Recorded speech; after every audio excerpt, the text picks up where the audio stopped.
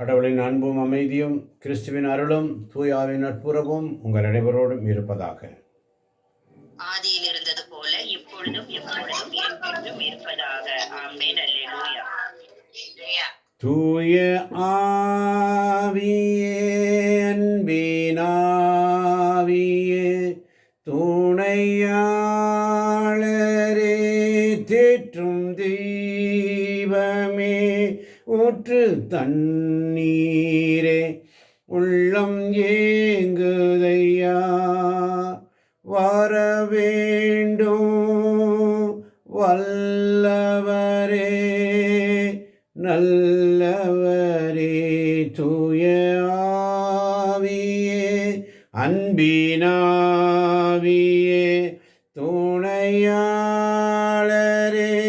தேற்றும் தெய்வமே, ஊற்று தண்ணீரே, உள்ளம் ஏங்குதையா, வரவேண்டும் வல்லவரே, நல்லவரே. இயேசுவே உமக்கு நன்றி, இயேசுவே உமக்கு நன்றி.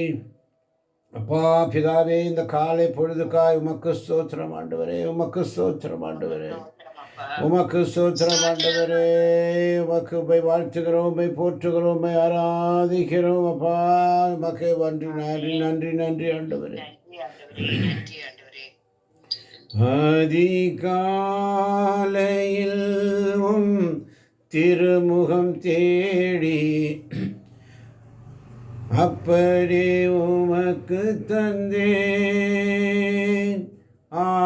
ஆராதனை ஸ்துதி ஸ்தோத்திரங்கள், அப்படி உமக்கு தந்தேன் ஆராதனை ஆராதனை ஆராதனை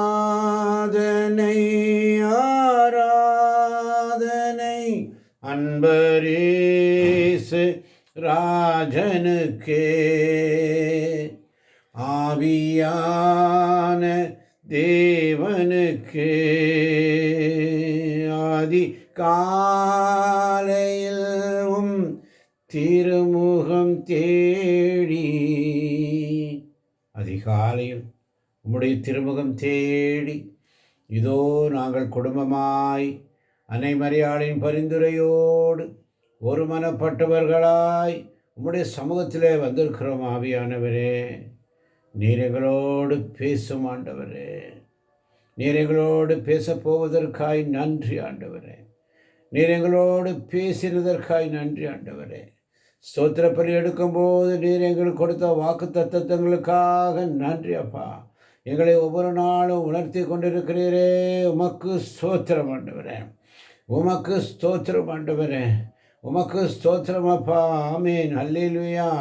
உம்முடைய சமூகத்தில் வந்திருக்கின்ற ஒவ்வொரு பிள்ளைகளையும் நீர்தாமே ஆசீர்வதியும் பலப்படுத்தும். இயேசுவின் நாமத்தில் பிதாவே. திருப்பாடல் 86:9. திருப்பாடல் 86:9.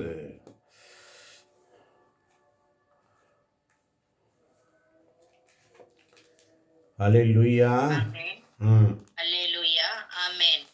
என் தலைவரே, நீர் படைத்த மக்களினத்தார் அனைவரும் உம் திருமுன் வந்து உம்மை பணிவர், உமது பெயருக்கு மாட்சி அளிப்பர்.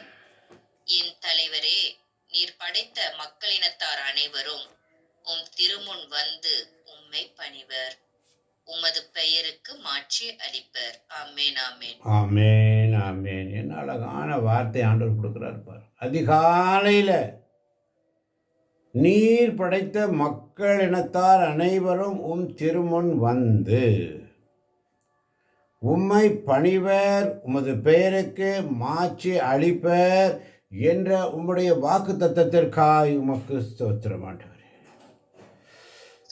உமக்கு ஸ்தோத்திரம். எல்லாம் வாயை திறந்து சொல்லு, உமக்கு ஸ்தோத்திரம் ஆண்டவரே, உமக்கு ஸ்தோத்திரம் அப்பா. அவரவருக்கு கொடுக்கப்பட்ட வாக்கு தத்தங்களை அவரவர் அந்த வாசிக்கக்கூடிய திறமைகளை ஆண்டவர் கொடுத்திருக்கிறார். உங்களுக்கு அதிகாலையில் கொடுக்கப்பட்ட வாக்கு தத்தம் என்ன? ஆண்டவர் உங்களிடத்தில் என்ன விரும்புகிறார்? எதற்காக உங்களை அழைத்தார்? ஏன் அழைத்தார்? ஆண்டவர் பேசுகிறார். இதோ உன்னிடம் பேசுகிறார். ஒவ்வொரு பிள்ளைகளோடும் பேசுகிறார். என் தலைவரே, சங்கீதக்காரன் சொல்றான், சங்கீதக்காரன் ஜெபிக்கிறான், நீர் படைத்த மக்களினத்தார் அனைவரும் உம் திருமுன் வந்து உம்மை பணிவர் என்ற அந்த அதிகாரபூர்வமான வாக்குத்தத்தத்திற்காய் நன்றி ஆண்டவரே. நன்றி ஆண்டவரே. உமது பெயருக்கு மாற்றி அளிப்பார் என்ற வாக்குத்தத்தத்தை கொடுத்திருக்கிறார். அப்போ கூட நம்ம பாருங்க, நம்முடைய சிந்தனை எப்படி இருக்கிறது. நேற்று மாலை ஆவியானவர் நமக்கு என்ன கற்றுக் கொடுத்தார்? எப்படி நாம் இதை வழிபாடு எப்படி நடத்துவது, என்ன செய்வது? அவரவருக்கு ஆண்டவர் கொடுத்த வாக்குத்தத்தத்தை அவரவர் தியானிக்கணும். அது மற்றவர்களுக்கு உதவும்படியாக, மற்றவர்களுக்கும் அதை சென்றும்படியாக, அதை தியானிக்கும்படி ஆண்டவர் சொல்கிறார். என்று நீர் படைத்த மக்களினத்தார் அனைவரும், அவரால் படைக்கப்பட்ட ஒவ்வொரு மக்களினத்தார் அனைவரும் அவருடைய திருமுன் வந்து பணிதல் அவசியம். அவருடைய திருமுன் வந்து பணிதல் அவசியம். அவருடைய பேருக்கு மாற்றி அளிக்கக்கூடிய கடமைப்பட்டவர்களாக இருக்கிறோம் என்ற வார்த்தைக்காய் உமக்கு நன்றி ஆண்டவரே. அதைதான் சீராக்கின் ஞானம் 2ஆம் அதிகாரம் 1 முதல் 4 வரை உள்ள வசனங்கள் மிக அழகாக சொல்லுகிறது. குழந்தாய், ஆண்டவருக்கு பணிபுரிய நீ முன்வந்தால் சோதனைகளை எதிர்கொள்ள முன்னேற்பாடு செய்து கொள். ஆமென். ஆண்டவருக்கு நீ பணி இந்த குழந்தை இன்னைக்கு பாருங்க, ஆண்டவர் நம்மளை எப்படி உணர்த்துறார் பாருங்க. சங்கீதம் 89:9 வழியாக சொன்னார், நீ படைத்த மக்களினத்தார் அனைவரும் திருமுன் வந்து உம்மை பணிவர், உன் பெயருக்கு மாற்றி அளிப்பர். அதே வார்த்தையை ஆண்டவர் இப்ப சொல்றாரு, குழந்தாய், நீ ஆண்டவருக்கு பணிபுரிய வந்தால் சோதனைகளை எதிர்கொள்ள முன்னேற்பாடு செய்து கொள். உள்ளத்தில் உண்மை உள்ளவனாயிரு, உறுதியாக இரு, துன்ப வேளையில் பதற்றமுடன் செயல்படாதே என்ற உம்முடைய வாக்குத்தத்தத்திற்காய் நன்றி ஆண்டவரே. நன்றி ஆண்டவரே, நன்றி அப்பா என்று சொல்லி, அதனால தான் 1 கொரிந்தியர் 10ஆம் அதிகாரம் 13ஆம் வசனம் மிக அழகாக சொல்லுகிறது, உங்களுக்கு ஏற்படுகின்ற சோதனை மனிதருக்கு ஏற்படும் சோதனை அன்றி வேறு இல்லை. ஆண்டவர் என்ன அழகா பேசிட்டு வர்றாரு பாருங்க, எப்படி பேசுறாரு பாருங்க. உங்களுக்கு ஏற்படுகின்ற சோதனை பொதுவாக மனிதருக்கு ஏற்படும் சோதனை அன்றி வேறு அல்ல என்ற உம்முடைய வார்த்தைக்காய் உமக்கு ஸ்தோத்திரம் ஆண்டவரே. உமக்கு ஸ்தோத்திரம் ஆண்டவரே. கடவுள் நம்பிக்கைக்குரியவர். அவர் உங்களுடைய வலிமைக்கு மேல் நீங்கள் சோதனைக்கு உள்ளாக விடமாட்டார் என்ற ஆறுதல் வார்த்தைக்காய் உமக்கு ஸ்தோத்திரம் ஆண்டவரே. சோதனை வரும்பொழுது அதை தாங்கிக் கொள்ளும் வலிமையை உங்களுக்கு அருள்வார், அதிலிருந்து விடுபட வழி செய்வார் என்ற உம்முடைய வார்த்தைக்காய் உமக்கு ஸ்தோத்திரம் ஆண்டவரே. என்ன அழகா ஆண்டவர் பேசிட்டு வர்றாரு பாருங்க, என்ன அழகா பேசிடுவார். திருப்பாடல் 86:9 வழியாக கடவுள் படைத்த அனைத்து மக்களினத்தார் அனைவரும் ஆண்டவரிடத்தில் வந்து பணிபுரிவேர் என்று சொல்லி ஊழியம் செய்ய முன் வந்தால் சோதனைகளை முன்னேற்பாடு செய்து கொள் என்று சொல்லி, உங்களுக்கு ஏற்படுகின்ற சோதனை பொதுவாக மனிதருக்கு ஏற்படும் சோதனையை அன்றி வேறு அல்ல. கடவுள் நம்பிக்கைக்குரியவர். உங்களுக்கு வலிமைக்கு மேல் நீங்கள் சோதனைக்கு உள்ள விட மாட்டார். சோதனை வரும் பொழுது அதனை தாங்கிக் கொள்ளும் வலிமை உங்களுக்கு அழுவார், அதிலிருந்து விடுபட வழி செய்வார் என்று உடைய வார்த்தைக்காய் உமக்கு ஸ்தோத்திரம் ஆண்டவரே. நன்றி ஆண்டவரே, நன்றி ஆண்டவரே. இயேசுவே உமக்கு நன்றி. அதுதான் மீகா 2:7 மிக அழகாக சொல்லுகிறது. மீகா 2:7,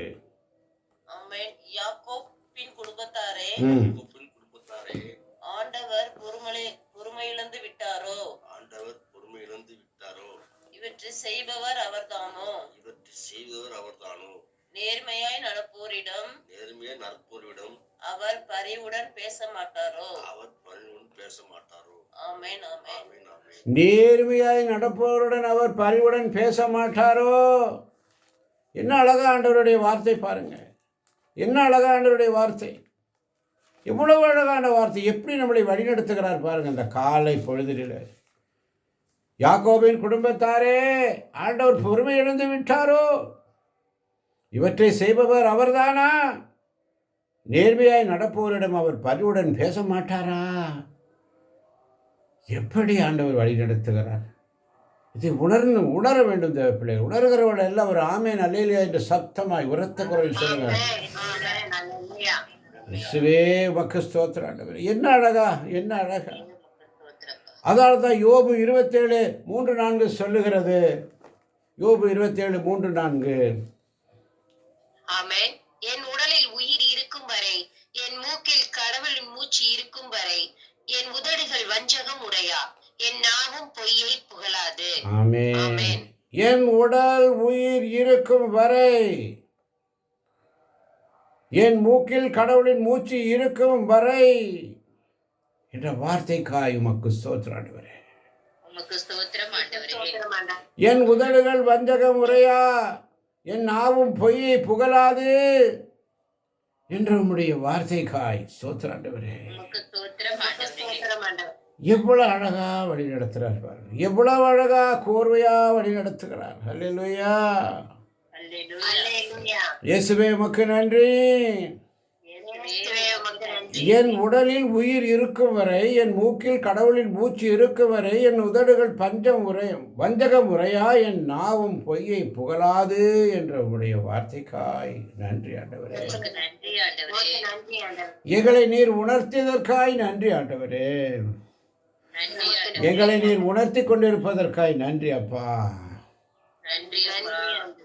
அதுதான் லூக்கா நற்செய்தி 23:43 சொல்லுகிறது மிக அழகாக. ஆமென்.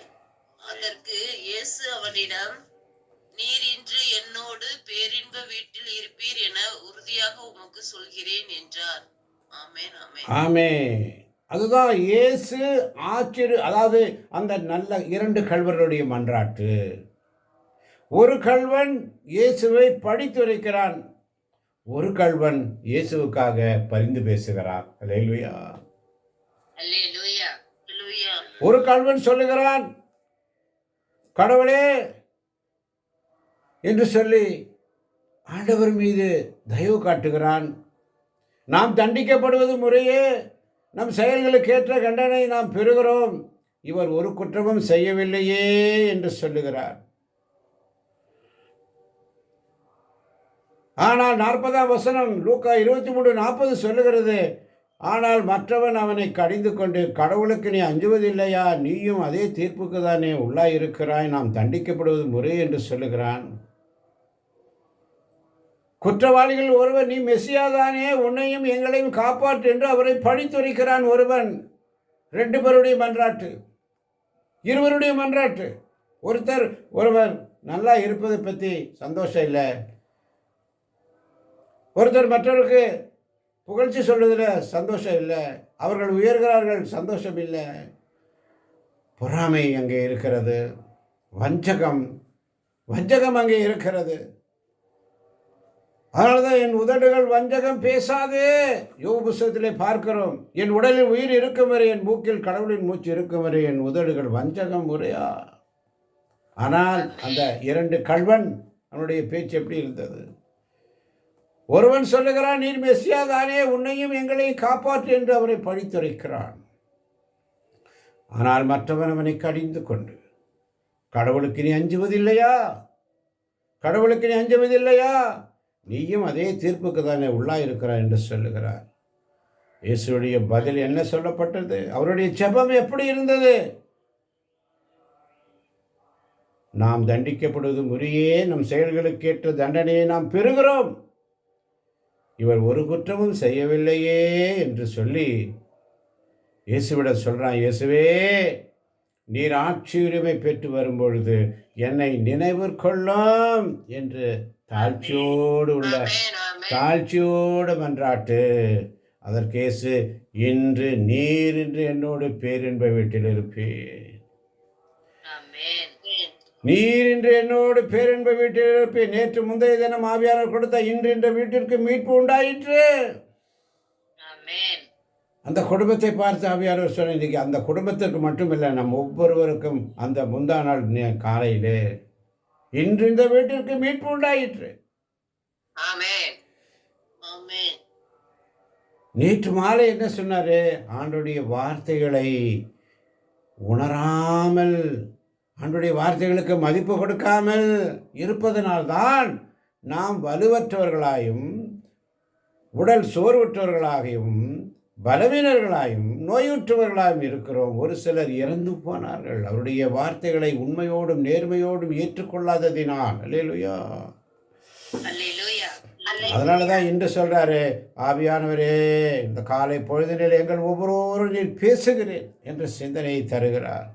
அதனால தான் திருப்பாடல் 18:3 அழகாக சொல்லுகிறது. திருப்பாடல் 18:3.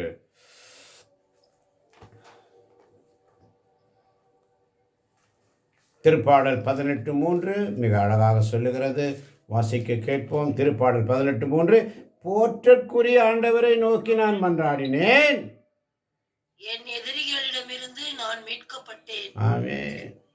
போற்றற்குரிய ஆண்டவரை நோக்கி நான் மன்றாடினேன். போற்றற்குரிய ஆண்டவரை நோக்கி மன்றாடுகிறான் நல்ல கள்வன். அல்லேலூயா. அல்லேலூயா. போற்றுதற்குரிய ஆண்டவரை நோக்கி மன்றாடுகிறான் நல்ல கள்வன். பசாசின் சோதனையால் உடல் நோயுற்ற யோபு மன்றாடுகிறான், என் உடலில் உயிர் இருக்கும் வரை, என் மூக்கில் கடவுளின் மூச்சு இருக்கும் வரை, என் உதடுகள் வஞ்சம் உரையா, என் நாவும் பொய் உரைக்காது என்று ஒரு உடன்படிக்கை செய்கிறான், ஒரு தீர்மானம் எடுக்கிறான். இங்கே நல்ல கள்ளன், ஆண்டவரே நீர் பரகதியில் இருக்கும் பொழுது என்னோடு பேரின்ப வீட்டில் இருப்பீர் என்று சொல்லி இயேசு வாக்குத்தத்தம் கொடுக்கிறார். அல்லேலூயா. அதுதான் சங்கீதம் 18 மிக அழகாக சொல்லுகிறது. 3ஆம் வசனம்.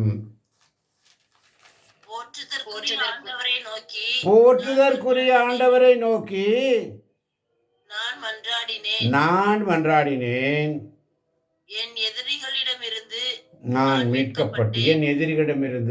மீட்கப்பட்டு. என்ன அழகா ஆண்டவருடைய வார்த்தை பாருங்க, எப்படி வருது. அந்த நல்ல கள்வன் எப்படி ஜெபிக்கிறார். இன்று நீ என்னோட பேரின்ப வீட்டில், இன்று இந்த வீட்டிற்கு மீட்பு, இன்று நீ என்னோடு இந்த பேரின்ப வீட்டில் இருப்பாய். யோபுவுடைய ஜெபம், என் உயிர் இருக்கும் வரை, என் மூக்கில் கடவுளின் மூச்சு இருக்கும் வரை, என் உதடுகள் வஞ்சகம் பேசாது. வேறொரு கள்ளன் வஞ்சகம் பேசுகிறான். எப்படி வஞ்சகம் பேசுகிறான்?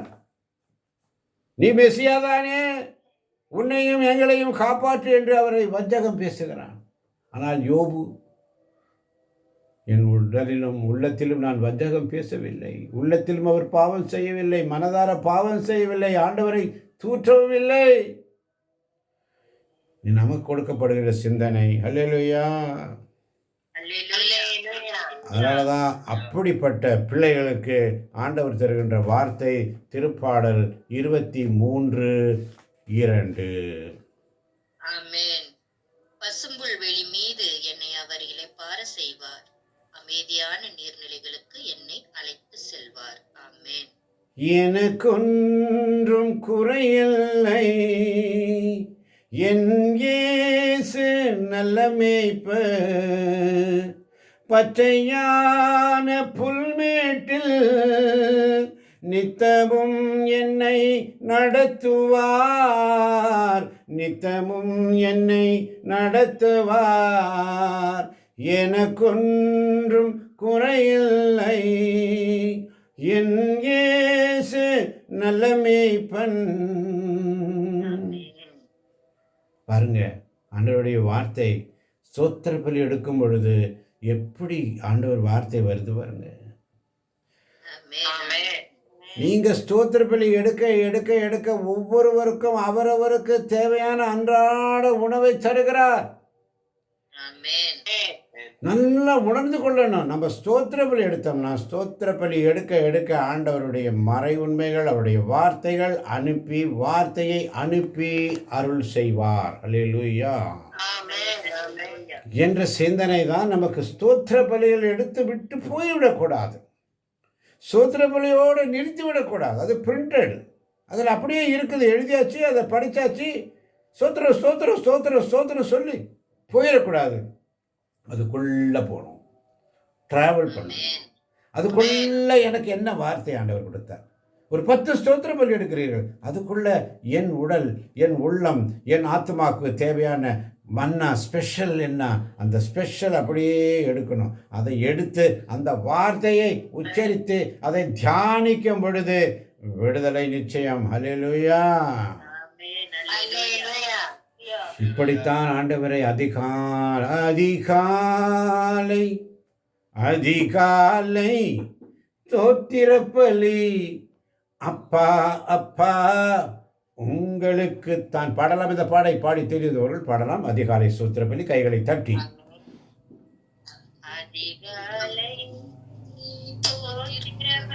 ஒருவர் அதிகாலை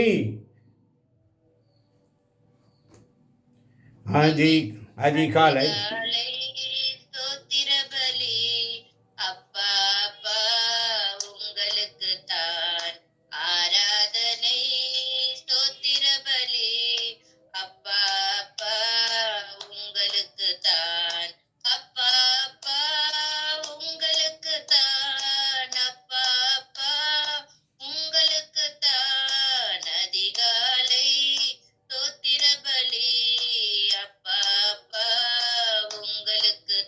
ஆமென்.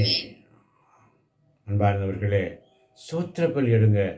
ஸ்தோத்திரப்பலி சொல்லிட்டே இருங்க. ஸ்தோத்திரப்பலிக்குள்ள வார்த்தை இருக்கிறது. அந்த வார்த்தையை எடுத்து இறைவார்த்தையின் மூலமாக இறைவார்த்தையை ஒவ்வொரு நாளும் தியானிக்கிற பிள்ளைகளாக. அதனால தான் ரோமர் 10ஆம் அதிகாரம் 17ஆம் வசனம் சொல்லுகிறது, ஆகவே அறிவிப்பதை கேட்டால்தான் நம்பிக்கை உண்டாகும். கிறிஸ்துவை பற்றி செய்தி அறிவிக்கப்பட்டால் தான் அதை கேட்க வாய்ப்புண்டு என்ற வார்த்தைக்காய் உமக்கு ஸ்தோத்திரம் ஆண்டவரே. அறிவிப்பதை கேட்டால்தான். ஸ்தோத்திர பலிகள் எடுத்தோடு முடிச்சிடக்கூடாது. நான் 1000 ஸ்தோத்திர பலி எடுக்கிறேன், 500 ஸ்தோத்திர பலி எடுக்கிறேன். No, not at all. 10 ஸ்தோத்திர பலி எடுக்கிறீங்களா, 1000 ஸ்தோத்திர பலி எடுக்கிறீங்களா, அதுக்குள்ள ஒரு உண்மையான இன்றைய மண்ணை புதைந்திருக்கும் அந்த வைரத்தை நோண்டி எடுக்கிறோம். அந்த நாள் அந்த வார்த்தை உங்கள் உள்ளத்தை, உங்கள் உடலை, மனதை, குடும்பத்தை சீர்படுத்தும், சிறப்படுத்தும், பாதுகாக்கும், வழிநடத்தும். எல்லாம் வல்ல ஆசீர்வாதங்களை நிறைவாக நீங்கள் பெற்றுக்கொள்வீர்கள் என்ற சிந்தனையோடு இதை கேட்க போகின்ற ஒவ்வொரு பிள்ளைகளையும், யூடியூப் வழியாக கேட்கின்ற பிள்ளைகளையும் நிறைவாக தேவன் தாமே ஆசீர்வதிப்பாராக. இயேசுவின் நாமத்தில் பிதாவே. ஆமேன், ஆமேன், ஆமேன்.